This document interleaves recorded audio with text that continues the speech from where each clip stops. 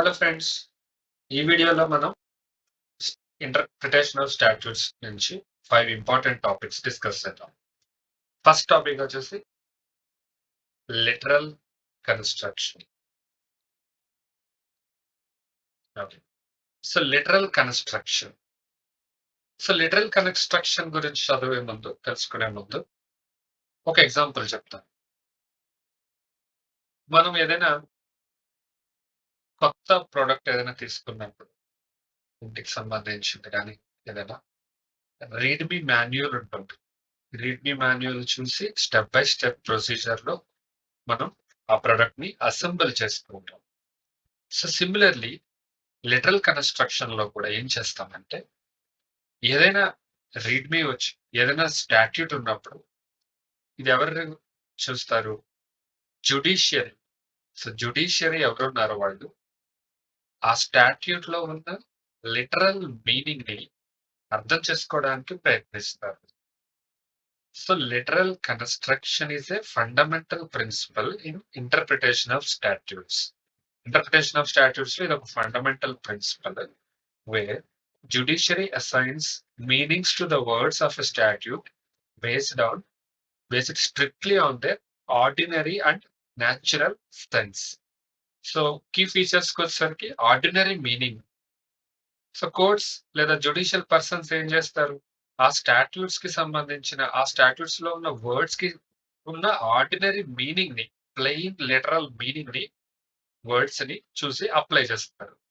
ఒకవేళ ఆ language clear గా ఉండకపోతే అప్పుడు గ్రామటికల్ ఇంటర్ప్రిటేషన్ చేస్తారు. గ్రామటికల్ ఇంటర్ప్రిటేషన్ లో గ్రామర్ స్ట్రక్చర్ ఎలా ఉంది, కాంటెక్స్ట్ ఎలా ఉంది, with in the statutes considered.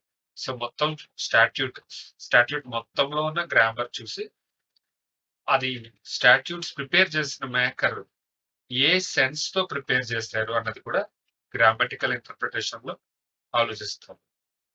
ఇక్కడ avoidance of judicial over reach అని ఎందుకు ఇచ్చామంటే, పైన టెక్స్ట్ చూసుకుని దాంట్లో ఉన్న లిటరల్ రూల్ లిమిట్స్ దాటిపోకుండా అవాయిడ్ చేస్తారు. లిటరల్ లిమిట్స్ ఉంటాయి. అంటే ఒక స్టాట్యూట్ నుంచి ఇంకొక స్టాట్యూట్ కి, ఒక స్టాట్యూట్ నుంచి మరొక స్టాట్యూట్ కి, మరొక యాక్ట్ కి, లా కి లింక్స్ ఉన్నప్పుడు ఆ లింక్స్ లిమిట్స్ దాటిపోకుండా ఓవర్ రీచ్ అవ్వకుండా చూస్తారు. సార్, దీనికి లిటరల్ కన్‌స్ట్రక్షన్ కి లిమిటేషన్స్ ఉన్నాయి. డీవియేషన్స్ టు ప్రివెంట్ అబ్సర్డిటీ అంటే కన్‌ఫ్యూజన్. పర్పసివ్ అప్రోచ్ మనం ఇందాక చెప్పాం కదా, ఏ పర్పస్ లో లా మేకర్స్ ఆ స్టాట్యూట్ ప్రిపేర్ చేశారు అన్న దాని గురించి జ్యుడిషియల్ అఫీషియల్స్ డిస్కస్ చేయాల్సి ఉంటుంది. ఓకే. నెక్స్ట్ టాపిక్ వచ్చేసి మెన్సరియా. మెన్సరియా అంటే క్రిమినల్ ఇంటెన్షన్. మెన్సరియా అనేది లాటిన్ టర్మ్. గిల్టీ మైండ్ అని కూడా అర్థం. దీనికి డీటెయిల్స్కి వెళ్లే ముందు ఒక ఎగ్జాంపుల్ డిస్కస్ చేద్దాం. ఒక పర్సన్ ఉన్నారు. ఆయన సాల్ట్ బిజినెస్ స్టార్ట్ చేశారు. Selling salt. అయితే ఆయనకి తెలియకుండా ఆయన బిజినెస్ లో పనిచేసే ఒక సేల్స్ పర్సన్, అతనికి నమ్మకస్తుడైన సేల్స్ పర్సన్ ఆ సాల్ట్ ని ఎక్కువ కాస్ట్ కి అమ్ముతున్నారు బయట.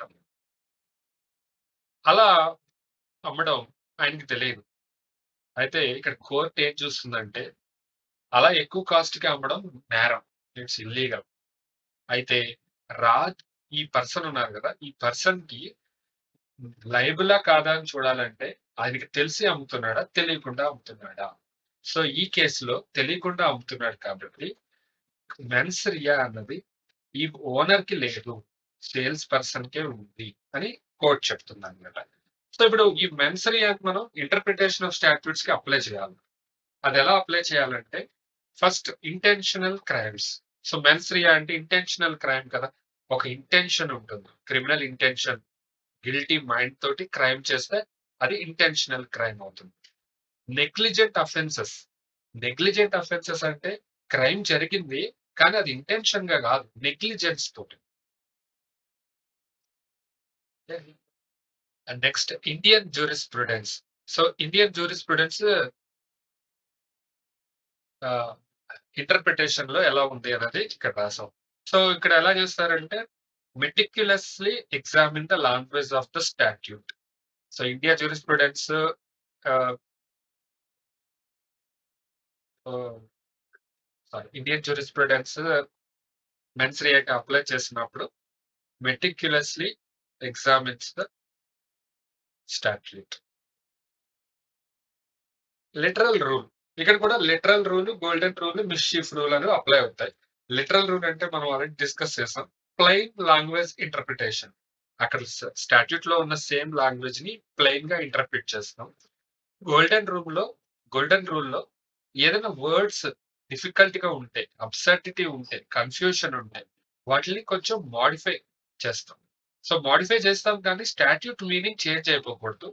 Next mischief rule. మిస్‌చీఫ్ రూల్‌లో ఏం చేస్తామంటే కోర్ట్స్ మిస్‌చీఫ్ ఏదైనా ఇష్యూస్ ఉంటాయి. The stat seems to remain. So, mischief ఎటువంటివి ఇష్యూస్‌ని ఈ స్టాట్యూట్ అడ్రెస్ చేస్తుంది అన్నదాన్ని బేస్ చేసుకొని కోర్ట్స్ యాక్షన్ తీసుకుంటాయి. సో, ఎటువంటి ఇష్యూ ఫర్ ఎగ్జాంపుల్ ఏదైనా ఆహ్, థెఫ్ట్ ఉంది. థెఫ్ట్ గురించి ఏదైనా స్టాట్యూట్ ఉందంటే కోర్ట్స్ ఏం చేస్తాయంటే థెఫ్ట్ ఎలా జరుగుతుంది? ఎటువంటి కేసెస్, కండిషన్స్ అక్కడి నుంచి బేస్ చేసుకొని అర్థం చేసుకొని అది స్టాట్యూట్‌ని అర్థం చేసుకోవడానికి ట్రై చేస్తుంది. Yeah! Next components of legal creativity. దీన్ని క్రియేటివిటీ ఆఫ్ లా అని కూడా అనొచ్చు. సో, క్రియేటివిటీ ఆఫ్ లాకెళ్ళే ముందు మీకొక ఎగ్జాంపుల్ చెప్తాను. మనం ఒక మ్యాప్ అంటే ఇప్పుడు ఫోన్‌లో ఉన్న మ్యాప్ కాదు. ఫ్యూ కొంచెం 50స్, 70స్, 90స్‌లో ఉండే మ్యాప్ ఉండేది కదా! ఒక చార్ట్ మీద మ్యాప్ ఉంటుంది. సో, ఆ మ్యాప్‌లో తీసుకొని మనం ప్రయాణం చేస్తున్నామనుకోండి. మన మ్యాప్ మారదు. మన డెస్టినేషన్ గూడా సేమే. ఒకే చోట ఉంటుంది. కానీ మనం వెళ్ళే మారొచ్చు కదా! సో, ఇలా వెళ్ళి, అలా వెళ్ళి, అలా ఈ ఫారెస్ట్ దాటి అక్కడి నుంచి వెళ్ళి, ఇలా మనం ప్లాన్ చేసుకొని ఆ మ్యాప్‌లో వెళ్తాం కదా! సో, ఈ ఎగ్జాంపుల్ ఎందుకు చెప్పానంటే, జ్యుడిషియరీ ఎవరైతే ఉన్నారో, జ్యుడిషియల్ అప్రోచ్‌లో క్రియేటివ్ రూట్స్ క్రియేట్ చేయొచ్చు. లీగల్ క్రియేటివిటీ గురించి డిస్కస్ చేస్తున్నాము. సో, జ్యుడిషియర్ లీగల్ క్రియేటివిటీగా అప్లై చేయొచ్చు. లాని క్రియేటివ్‌గా అప్లై చేయవచ్చు. కానీ కొన్ని లిమిటేషన్స్ ఉన్నాయి. ఇందాక మ్యాప్‌లో చెప్పినప్పుడు డెస్టినీ ఒకటే. డెస్టినీ మారిపోకూడదు. అలాగని మ్యాప్ కూడా మారిపోకూడదు. సో, ఈ ఎగ్జాంపుల్ తీసుకొని దీన్ని నేను ఇంగ్లీష్‌లో చెప్తాను. Judicial interpretation should creatively apply existing laws within their boundaries. So, boundaries change అవ్వకూడదు. At same time creation of new laws must be avoided. కొత్త లాస్ కూడా క్రియేట్ చేయకూడదు. కొత్త లాస్ క్రియేట్ చేయకూడదు. బౌండరీస్ చేంజ్ అవ్వకూడదు. అలా కాకుండా ఒక స్టాట్యూట్‌ని ఎలాగైనా ఎక్స్‌ప్లెయిన్ చేయొచ్చు. So, first words used in the statute. చాలా ఇంపార్టెంట్. ఏదైనా స్టాట్యూట్స్‌లో వర్డ్స్ యూజ్ చేస్తే దాని ఎక్స్‌ప్లిసిట్ లాంగ్వేజ్ మీనింగ్ మీద ఫోకస్ చేయాలి. ఎక్స్‌ప్లిసిట్ మీనింగ్ మీద. Next కంటెక్స్చువల్ reading. So, understanding the provisions within the entire statute. ఒక ఒక ఒక స్టాట్యూట్ తీసుకుంటే దాని ఎంటైర్ మీనింగ్‌ని మనం అర్థం చేసుకోవాలి. ఆ ప్లేస్‌లో పెట్టి. And preamble consultation. ప్రియంబుల్ గురించి ముందు వీడియోలో డిస్కస్ చేసాం కదా! ఆహ్, structure should not be changed. So, preamble దగ్గరికి చూస్తే మనకి ఆ స్ట్రక్చర్ వస్తుంది. అది చేంజ్ అవ్వకూడదు. And legislative history. పర్పస్ ఈ స్టాట్యూట్ ప్రిపేర్ చేయడానికి ఉన్న పర్పస్ ఏంటి? బిహైండ్ ద స్టాట్యూట్ ఏం జరిగింది? అనే విషయాలు బాగా ఆలోచించుకొని స్టాట్యూట్‌ని అర్థం చేసుకోవాలి. Okay. Next topic Antulay case. చాలా చాలా ఇంపార్టెంట్ కేసు. నేను సింపుల్‌గా చెప్పడానికి ట్రై చేస్తాను. అంతులే, ఏఆర్ అంతులే అనే person chief minister of Maharashtra. మహారాష్ట్రలో ఒకప్పుడు chief minister. So, Antulay case గురించి చెప్పాలంటే Antulay he was a chief minister Maharashtra state. ఈయనకి ఒక కేసులో అరెస్ట్ చేయడం అయింది. కేసులో ప్రొసీడింగ్స్ జరుగుతున్నాయి. ఆయన ఏ సెక్షన్ కింద బుక్ చేశారంటే section 7 of 1 section 7 subsection 1 of criminal law amendment act 1952. So, challenge కేస్‌లో బుక్ చేశారు. బుక్ చేసిన తర్వాత ఆయన్ని కేస్ ట్రాన్స్‌ఫర్‌కి పెట్టారు. కేసు ఒక కోర్ట్ నుంచి ఇంకో కోర్ట్‌కి ట్రాన్స్‌ఫర్‌కి వాళ్ళు ప్రాసెస్ స్టార్ట్ చేశారు గవర్నమెంట్. సో, అంతులో ఏం చేశారంటే, ఈ ఛాలెంజ్డ్‌దే కేస్ ట్రాన్స్‌ఫర్. సో, హైకోర్ట్ ఏం చేశారు, ఆహ్, decided to transfer the case. So, ఒక కేస్ నుంచి okay. So, section 7 subsection 1 of criminal law amendment act ప్రకారం ఈ సెక్షన్‌లో ఉన్నవాళ్ళు, ఈ సెక్షన్‌లో ప్రాసిక్యూట్ చేయబడేవాళ్ళు స్పెషల్ జడ్జెస్ దగ్గర మాత్రమే ప్రొసీడింగ్స్ జరగాలి.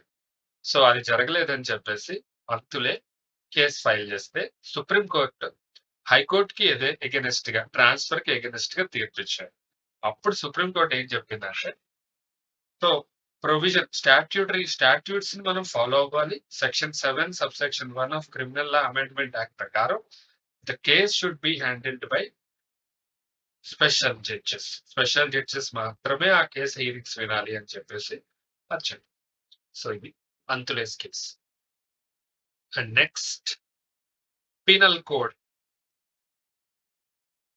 See interpretation of penal code అని నేను ఎందుకు ఇచ్చానంటే, మనం మన డిస్కషన్ ఇంటర్ప్రిటేషన్ ఆఫ్ స్టాట్యూట్స్ గురించి. దిస్ ఈస్ ఇది పీనల్ కోడ్ డిస్కషన్ కాదు.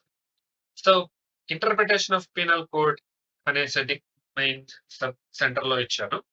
సెంటర్‌లో ఇచ్చాను. సో, మీకందరికీ తెలుసు Indian penal code IPC 1860. So, ఇది ప్రైమరీ స్టాట్యూటరీ ఇన్‌స్ట్రుమెంట్. మనందరికీ కావాల్సిన ప్రైమరీ ఇన్‌స్ట్రుమెంట్ ఏది? ప్రైమరీ లా ఏది అంటే ఐపీసీ 1860.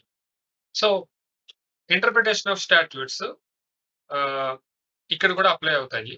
సో, లిటరల్ రూల్ దగ్గర స్టార్ట్ చేద్దాం. లిటరల్ రూల్ అంటే ఆర్డినరీ మీనింగ్. ఏదైనా స్టాట్యూట్ ఉంటే దాని ఆర్డినరీ మీనింగ్ తీసుకోవాలి. Grammatical meaning.